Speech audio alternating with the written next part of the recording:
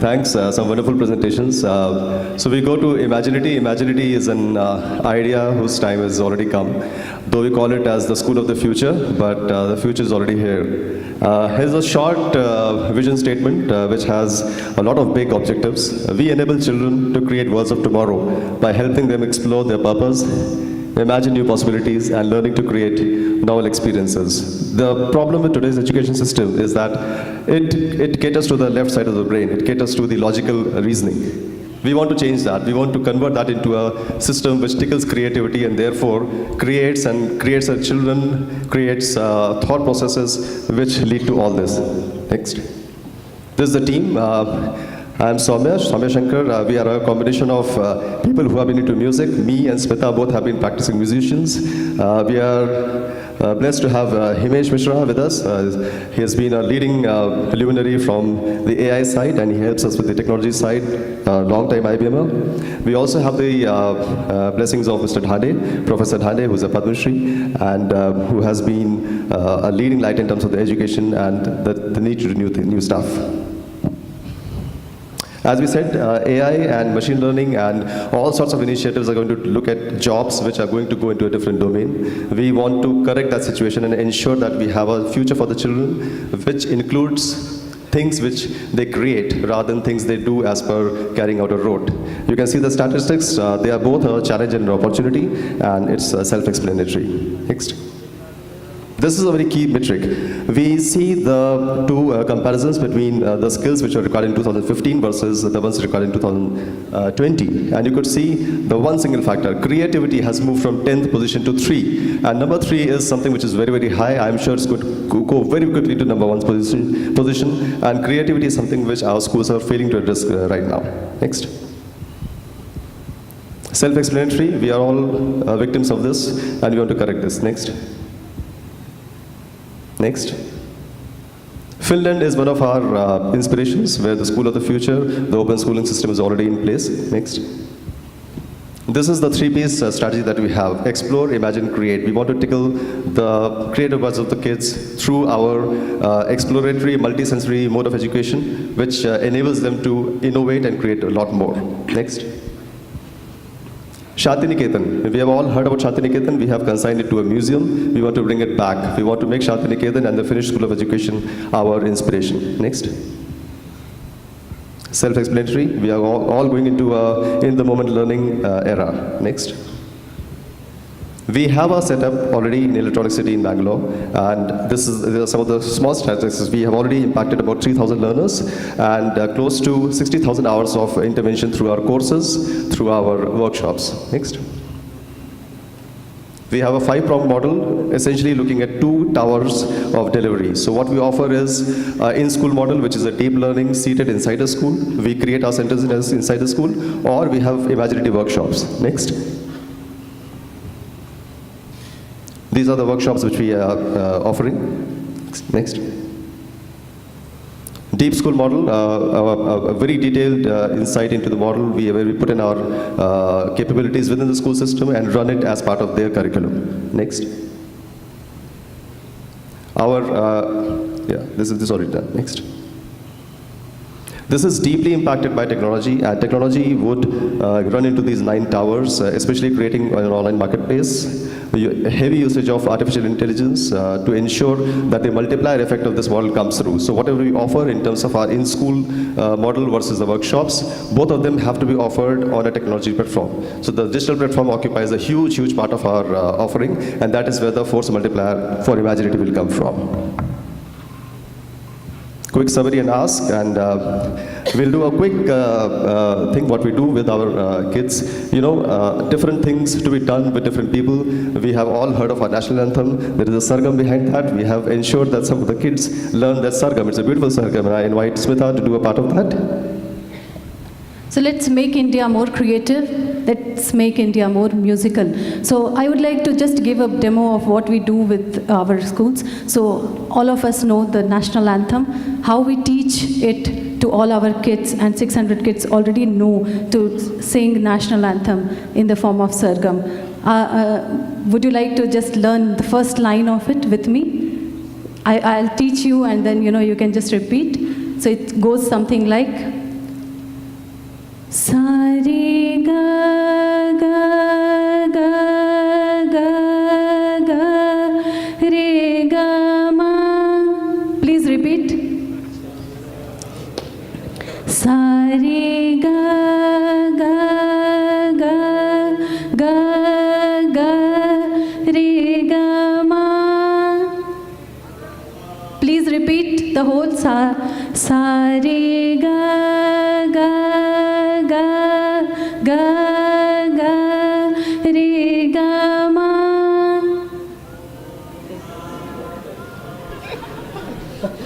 So I think kids do better. Our children are better. So I think we need to look at the ways that even when we are grown up, we don't, get our creativity removed from the skill that we have. So, yeah.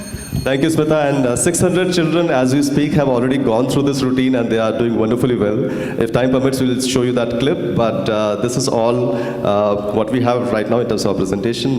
Would love to take some questions. Questions here? Shall we? So, here the customer and consumer are two different people, I'm sure. Parents are the customers, they're paying for it, and then the consumer is a different person. What's in it for the parents? I mean, how do the parents perceive it? Is it like a fad value that the school offers it? What's the impact or some sort of effectiveness or something that you're showing to the kids? The busy parents are able to actually make a difference. Yeah, so parents are the biggest stakeholders here, and we all know the reason. They have a huge paradigm shift in terms of the kind of education their child undergoes. Multisensory methods of teaching is the one which we are propagating. So teaching through fine arts, as you just saw an example, is known to open the minds much better than teaching through a regular rote-based learning. We all want to challenge that schooling system. Parents have increasingly started to understand that the way the children learn even the regular courses or the way they perform even in regular walks of life is something which is way different, radically different when they are exposed to a fine arts curriculum. This has incidentally also been proven through research, but we don't want to go to that domain. The fact is that we are showing it through results. We are showing it through some sort of, not very comprehensive, but some sort of statistics which say that this is the way the child behaves. This is the way the child has become different. This is the way the focus has become better. This is the way the concentration has become better, and therefore the kid might be actually performing well in other aspects of life. Importantly, the aspects of life which he or she chooses to, not the aspects of life which he or she has been given as a legacy. I have a question on how do you show results? How do you measure it? How do you know it's working? Objectively, I don't mean, right? Because the two issues. One is, unless you do controlled tests of somebody who is not going through this program and people who are going through this program, and then you can show some metrics between the two, then you can say, yes, this helps. The second problem is that every child is different. They get, not every child, even whatever you do, they're not going to be creative, it's just in the genes, right? So they're going to show spectrum of development. So how do you know if that's what they can do, or your program is not working? I would like to take this question. One thing is that is our repeat business. So 70% of our comes through our repeat business. Last 5 years we have been running, which shows that yes, people do see value in it. Second thing is, whatever is taught in current school is just logical and analytical thinking, and all the parents are now getting to understand that yes, this is not working, because just giving them this which is going to be automated in future, will not add that value to their skill which will be required for the future job. So they are looking for things like, where they can become more creative, they can become more imaginative. They know what's the purpose of their life. They know design thinking. I mean, design thinking is not a skill which only has to be taught when you go into, get into an IT job or any other job, and then suddenly it is asked that, okay, now you start to think, out of the box. So it has to start as early as when the kids are 3-year-old, and there are ways to do it. We have been doing it through activities that we, do. I'm sorry, the question isn't whether it's got value. I mean, that I get it. How do you show that your method is working? the feedback of parents as well as the kids is one thing that has validated it. So I mean, that is that could be you know same reason people think organic is good, but that doesn't mean it's right. They might be completely. I mean, it's a hope, right? You're selling them hope. Yeah, So, so- there has to be some objective means of testing. that Last hope is question. satisfied.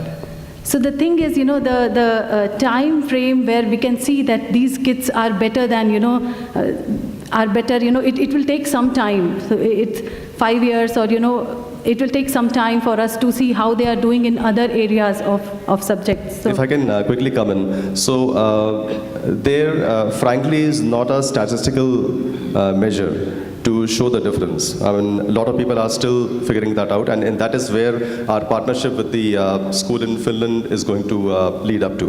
The way we are looking at it is that establishing some kind of a correlation between an education of this nature versus performance in a certain activity. Right now, we do not have a statistical measure, which it is a bit far off.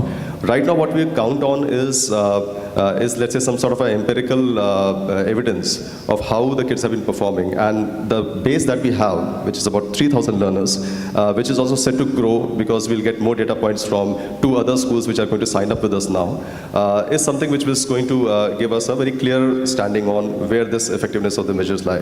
This integrated with the statistical model will actually lead up to the answer to your question. But right now, we do not have that statistical model. thanks a Yeah, lot. sure. Thanks a lot.